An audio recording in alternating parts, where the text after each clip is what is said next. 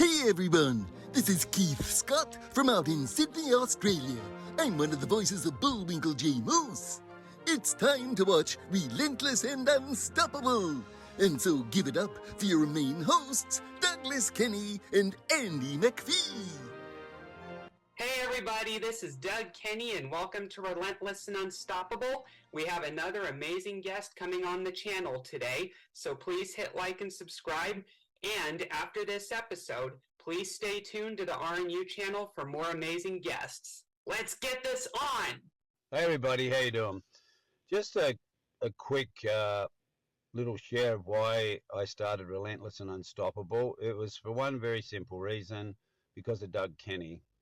Nothing to do with me at all, zero. I was just coaching Doug, and he took on the coaching and mentoring, and he made all the changes. He took all the suggestions from his parents as well as my coaching, but it was all about Doug, his breakthrough and his weight loss, his willingness to accept that he is dealing with high functioning autism and other issues, but he's never quit, he's never given up. So we did one interview with him to share his story, and then we decided to start interviewing other people. And Doug has now taken over the whole channel, and he does all the interviews, he runs everything. He's just an amazing young man. So RNU was born from simply what an amazing young man Doug is, and his story needed to be shared.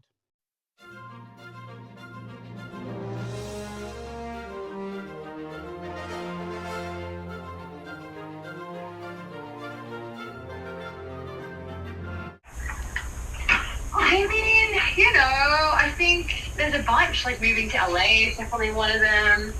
I just released a film that's now like online. You can like stream it and stuff like that. So there's that. Put out a bunch of singles. I, shot a bunch of commercials. Got a bunch of agents out here. I've just been in LA for like 10 years now.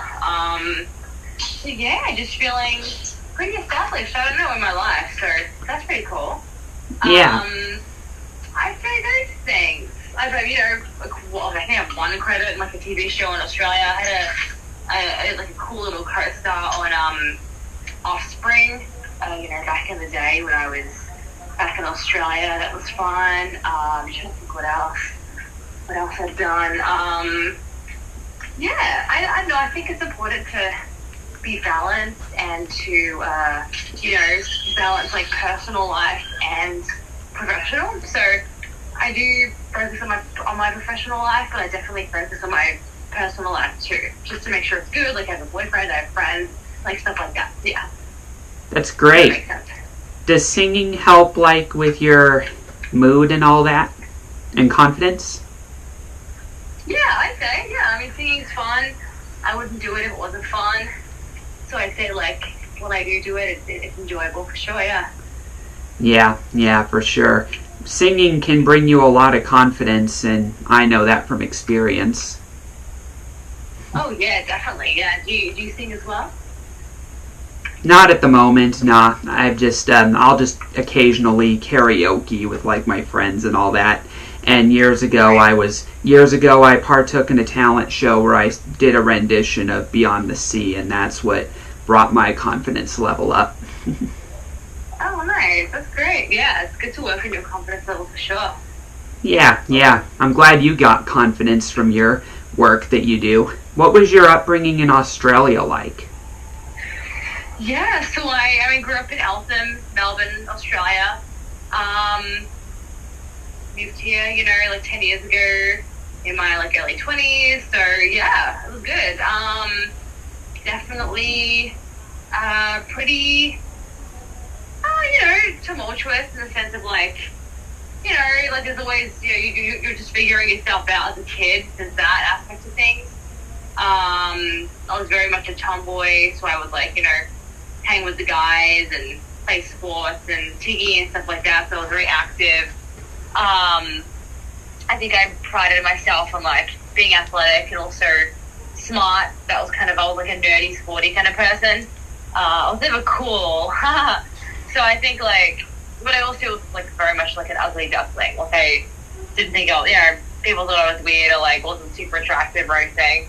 But then it's once I hit puberty, then suddenly, like, guys became interested in me. I was like, oh, wow, okay, like, but it's cool because I feel like I grew up as the weird sporty nerd. So that's very much what I am. Like, I'm the weird sporty nerd, and great if guys can, if I find me attractive now, I'm like, cool, because I wasn't used to that. So it's like, you know, like with you, right? It's like people who were the fat kid, right? It wasn't like, not saying you, but like as a kid, you were like, grew up as a fat kid. Then you hit puberty, then you like lose a bunch of weight and become hot, and suddenly you're like, oh my god, I'm getting all this attention, but your identity was the fat kid, right? So it's like, wow, like this isn't my identity. So I think that was cool, just to, yeah, I was even surprised when a guy found me attractive when I was like a teenager. That's, yeah, now it's almost like the opposite, in a way. Because, yeah, I mean, like, just, you know, just from responses and whatnot, like, working how I look, but I definitely did grow up with that attitude, for sure. Gee, that's all we have for Relentless and Unstoppable. So tune into the next episode to hear more amazing stories from amazing guests. This is Keith Scott from Sydney, Australia, saying so long, and I'm smarter than the average bear. Gee.